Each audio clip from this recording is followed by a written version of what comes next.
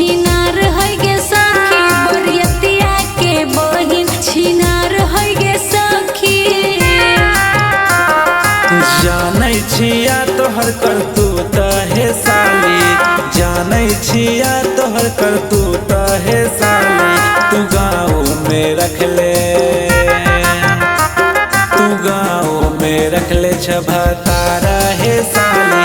तू गाँव में रख ले छभतारा हे साली। तू गाँव में रख ले।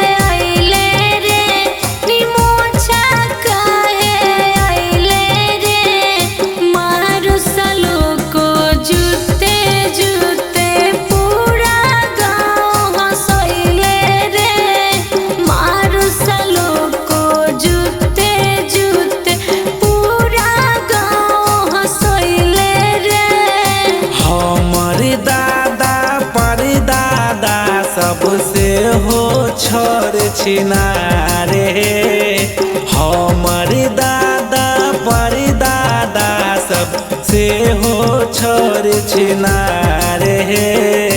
हुनका सबसे बच के रहिहा देथुन लाइन मारे। हुनका सबसे बच के रहिहा देथुन लाइन मारे।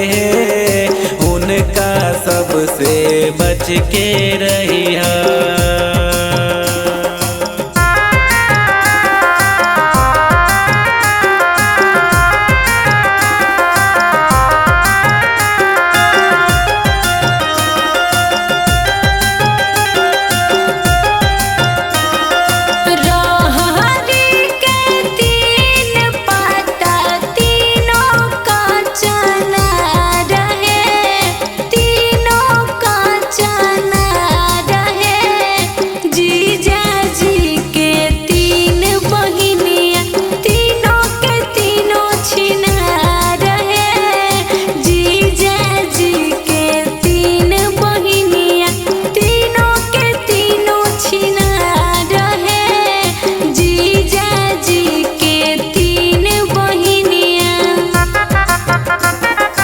एगो खेल है अटकन मटकन एगो शौकीन बाज है।